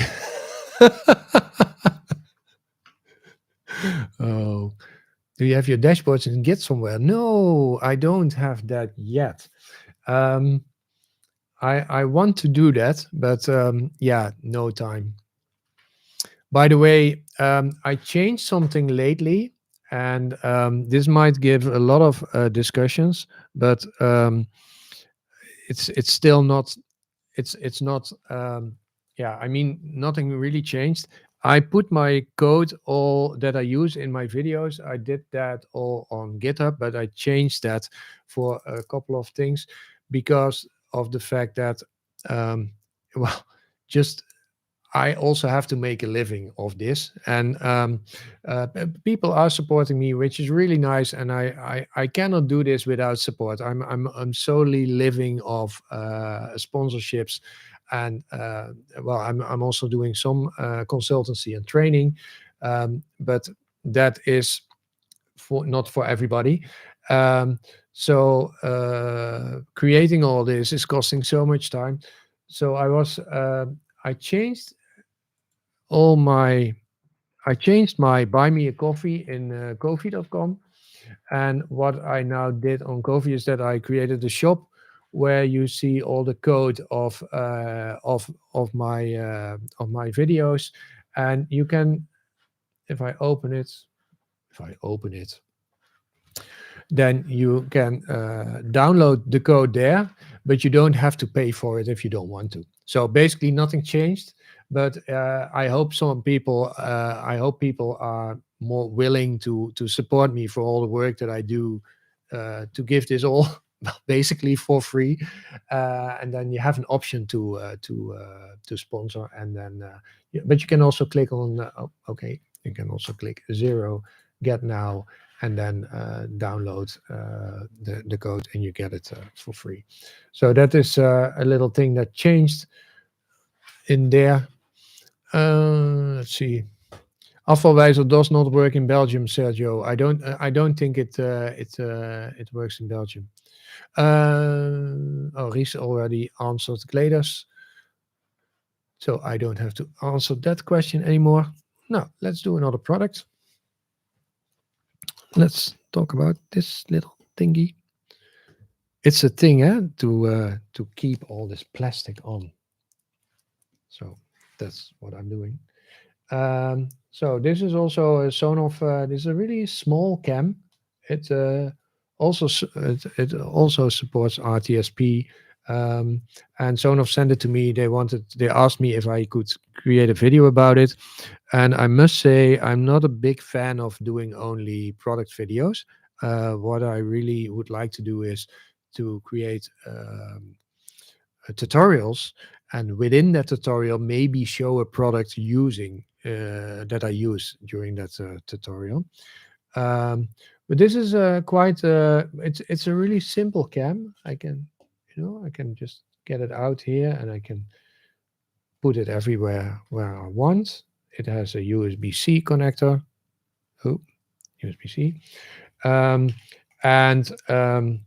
well, of course, if you have, so it has RTSP. It's called the Slim Cam, and so via RTSP you can connect with it, but you can also connect with it in the cloud. They have a whole some cloud services that you can then you can do more things with it. But because of the fact that it does support RTSP, is really nice, and then I think I can integrate it in Home Assistant quite easily. I didn't look into that yet, but yeah, there will be some sort of video about that, but I need to find a use case. Maybe you guys have a good idea about a use case to show using a camera. And I'm not talking about Frigate. I know it's really hot, Frigate, but I haven't. I do not have a use case for it yet. Not a use case that suits me in anyway. So that's that thing.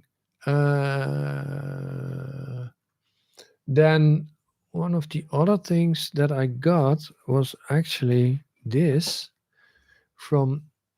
So this is actually someone who this is from a company which is called Ajax Online. It's in the UK. and the owner of it asked me to do some work for him, and he sent me also some products to test. And this is a smart vibration sensor. It's Zigbee, and it works really well. And I wanted to have such a vibration sensor because I wanted to do something funny on my toilet with it, to see if somebody is on the toilet or not. I didn't. Well, I tested it. It works really well. It's very accurate. Um, but yeah, I'm going to create some sort of tutorial with it for a vibration sensor. What I also have is I have this mouse traps. Sometimes I have mice in my attic, and I wanted to. Most of the time, I'm too late to release the mice. So these are mice traps the mouse traps that keep the mice alive. But yeah, when you're too late, they'll die anyway. So I needed something to detect if they were if there was a mouse in the trap. So I thought maybe this vibration sensor can do that too. So yeah, that is that thing. Let's see. Are there more questions? Put the camera in your mailbox. Put the camera in your mailbox. Oh yeah, put the camera in your mailbox. Maybe that's what I can do with that cam. Okay. So, are there other questions? Burning things. Hello from Portugal. Hello, Carlos. Going through everything. Justin, thank you.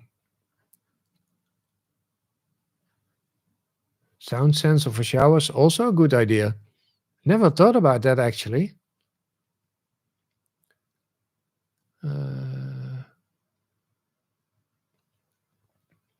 I have a new toy, which is called a 3D printer, and I'm going to use that. Yeah, I'm already through. I got some demo filament. Is it filament? Filament? I don't know how you pronounce that. And so yeah, it's standing over here. You cannot see it. Can you see it? No, we're not going to do that. So I want to do some videos about creating do it yourself stuff, DIY stuff, and printing boxes for it to show you how that works. So that is also one of the things that I think about. Yeah, I can show you how a 3D printer works, but it's better to show a tutorial and then maybe show, okay, and you can make a casing for it with this 3D printer, and it works like this and this. So then I think it's more powerful than just showing how a product works. Okay,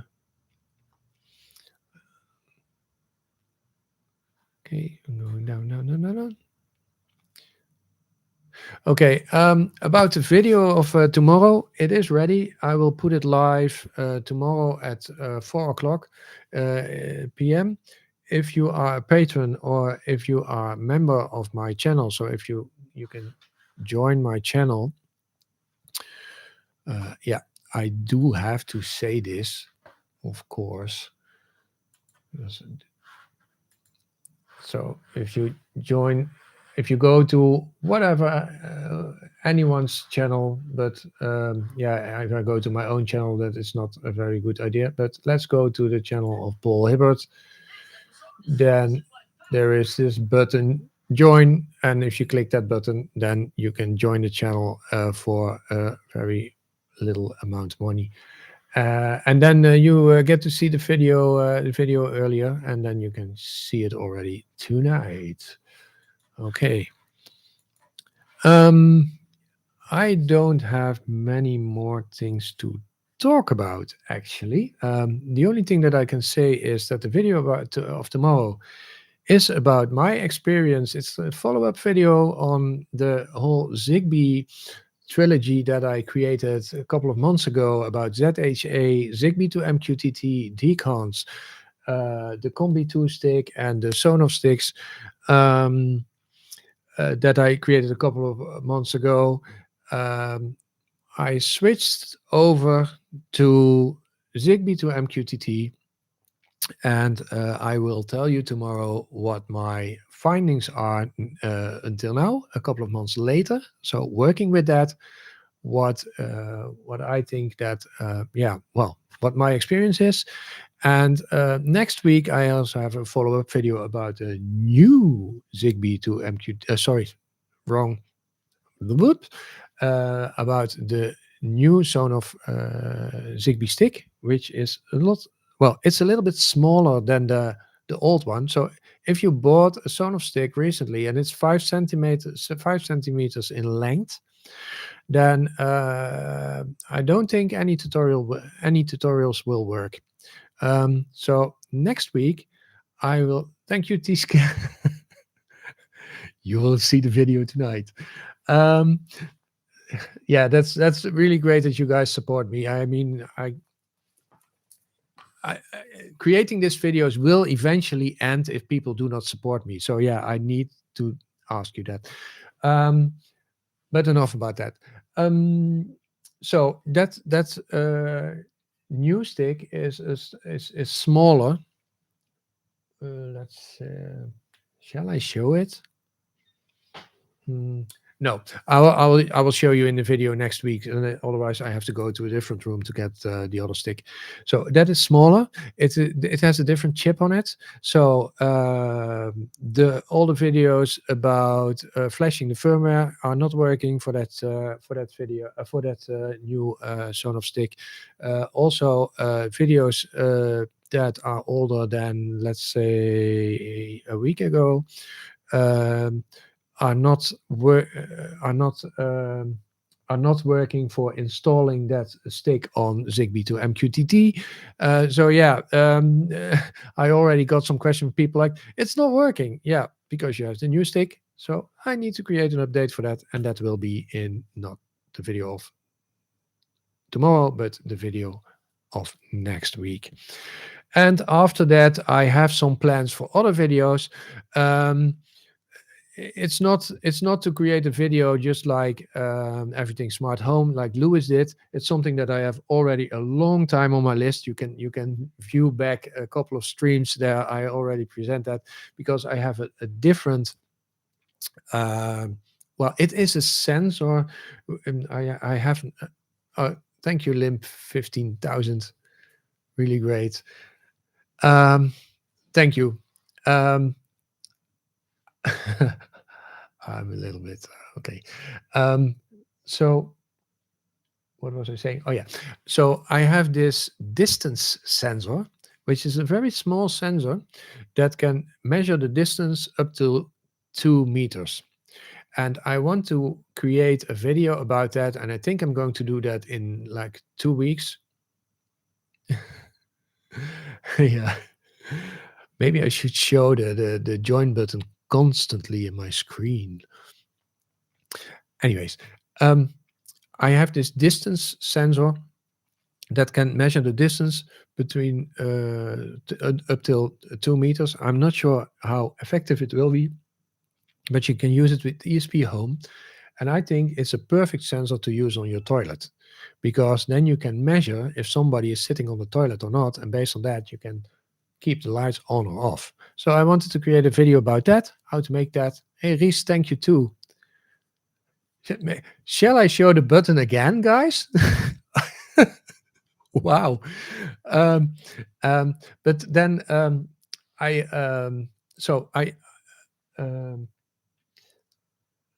because in my house, and I'm not sure how it is in your house, but in my house, almost all the lights are working on motion sensors, except the lights in the toilet, because in the toilet you are sitting still, and that's then you're sitting and or you're shitting, and you sit there, and then you are probably going through watching one of my videos on your phone, maybe, and then the lights go off, and then you have to do like, and then the lights are going on again. So I thought I have to find a different way. So I found this distance sensor, and I think, okay, this distance sensor can see what is the distance between the sensor and what is the distance normally. So let's say until the door, or if you do it on the ceiling, until the toilet pot. Is that is it called a toilet pot? I don't know. Emotionally. Uh, if and then if somebody is on that toilet, then you see that the distance is not that, so it's shorter. So then you can say, okay, the light should stay on because there's someone on the toilet.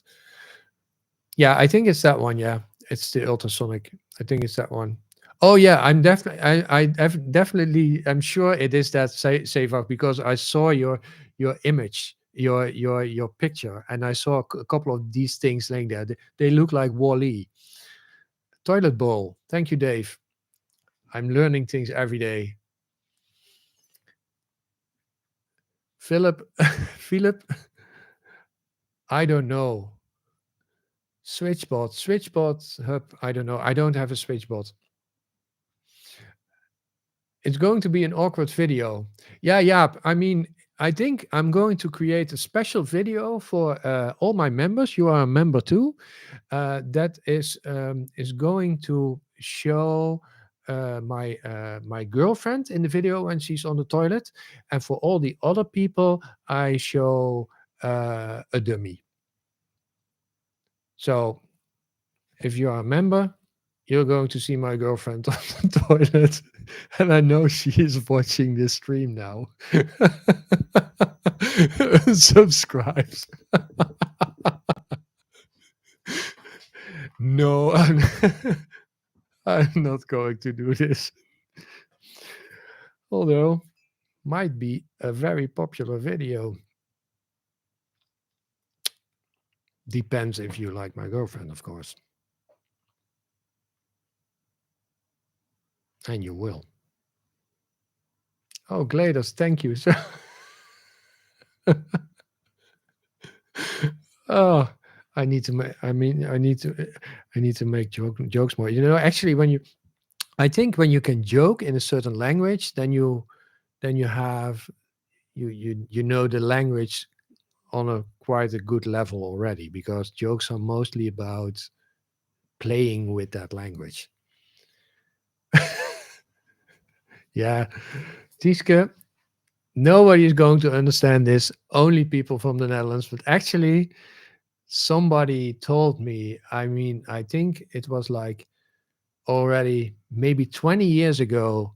Then he said content, and then he said it's the same as content, which in English means your back of your ass. And since then I cannot. That's the only. I mean, if somebody says content, then I always have a visual. So yeah. If you can't find anyone, you can call me.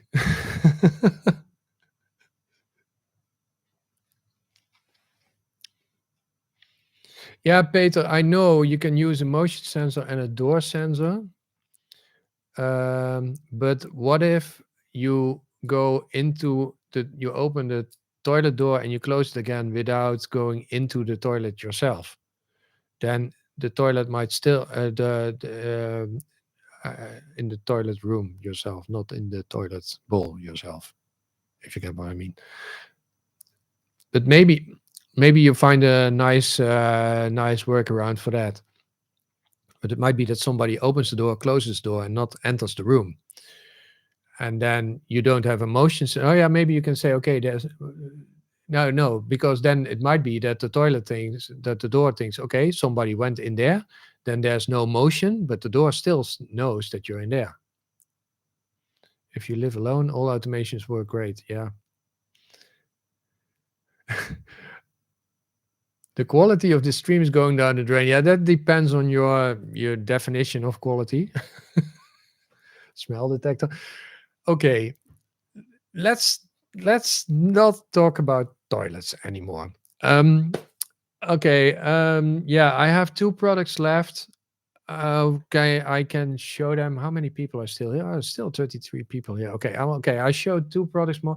I'm already more than 2 hours talking, so I'm a little bit. My throat is getting so.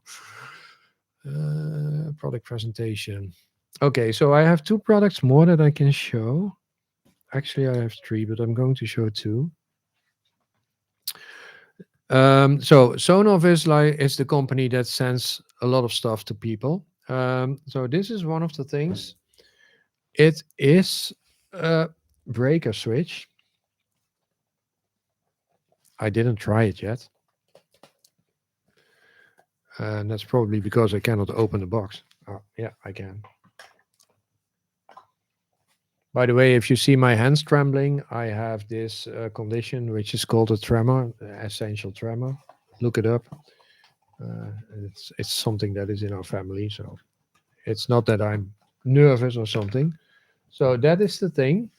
Okay.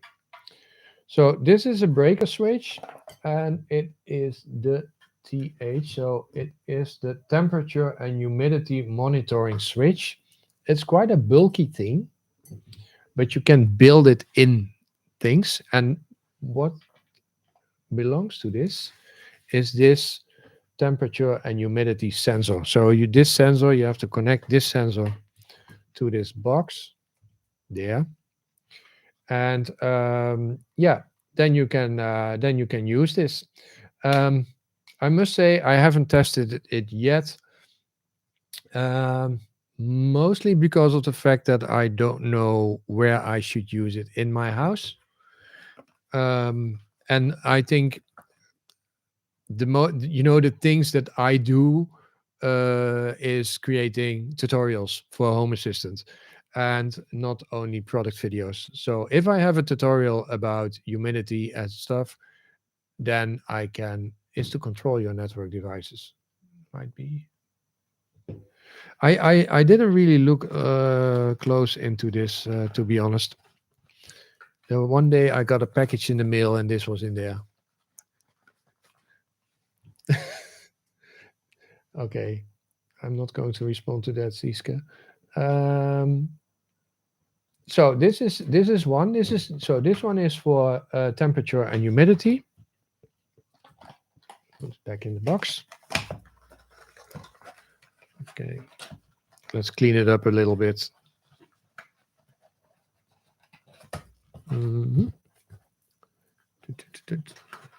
And then we also have another one. Oh, wait, there's also a waterproof temperature sensor. So that might be handy for your aquarium, for instance, or your pool. And then maybe you can use that together with this thing to switch the heating, or if you have a big aquarium, for instance, that you get an alarm if the water is if the temperature is going down, and you don't want all your fish to die. So I can imagine that might help. And then we have this one. This is a smart power meter switch. So this is a power metering switch. Let's open that. Phew.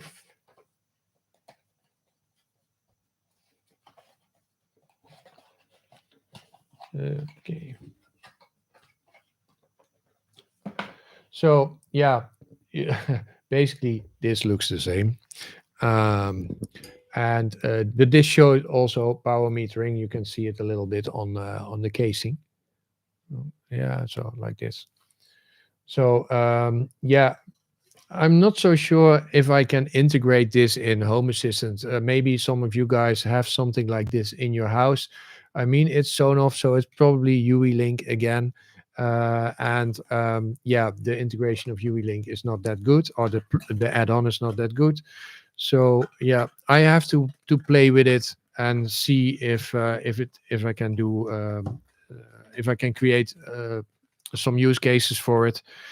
And of course, you can use other devices too to do power metering. Basically, what I do, yeah, I only use power plugs from mostly Blitzwolf and Shelly. Yeah, Let's see. Yeah. Okay, goodbye, Jaap. You're probably already gone.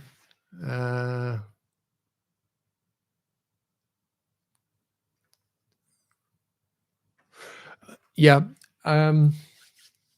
So yeah, I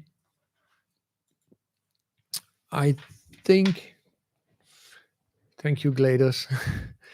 I think I think I'm going to call it a night too. We talked. Well, I talked mostly for how late is it? Yeah, already 2 hours and 11 minutes. So it was great that you guys visited me. Thank you so much.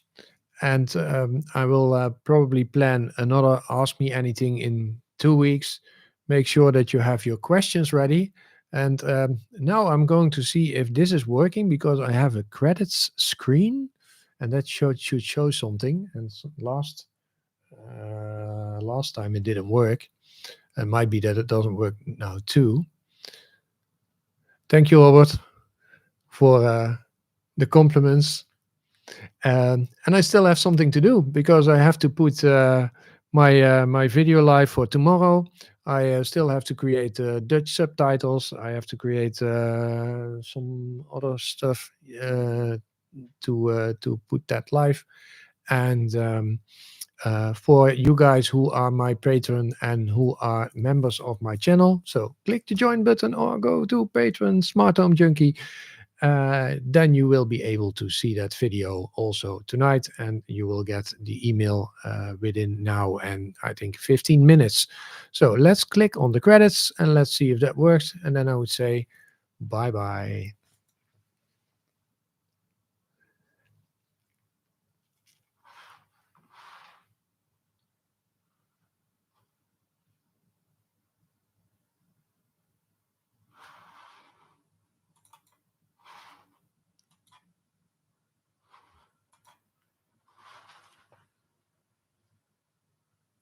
It's not working. That is so unfortunate, huh?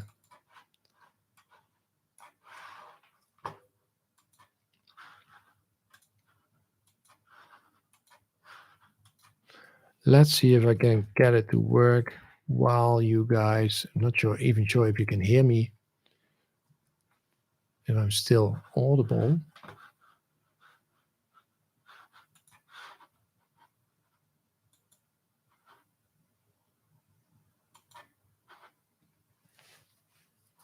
Why is this not working? Yeah, you can hear me? Okay. Well, then this is a sort of extra thingy. I don't understand why this is not working. Let's see. Credits, credits, credits, credits, and credits.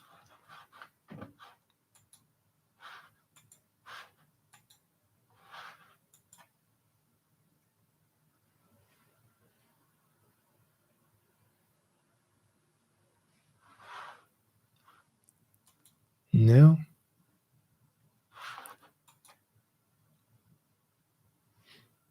Oh. Look, it's working. But it's only one thing. Should be more. Yee. So nobody subscribed during this. That's not true. That's not true. Why is it not showing the subscribers? Wait a minute. Oh boy.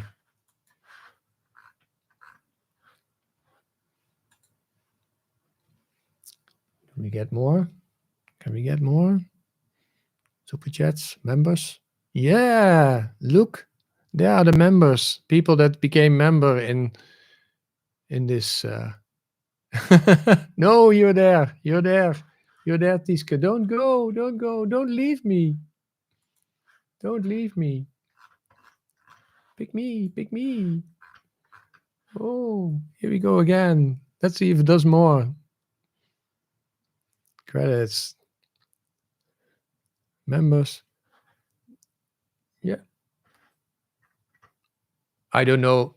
I don't know how this really works, but it works.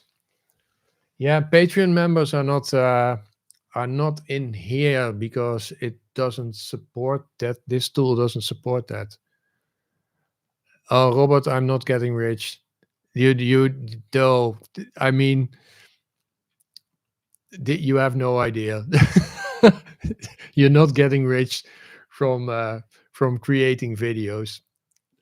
At least not with the amount of people that are subscribed to me. If I would like to have more people, but yeah. Anyways, thank you, and see you next time on the Muppet Show. Bye bye.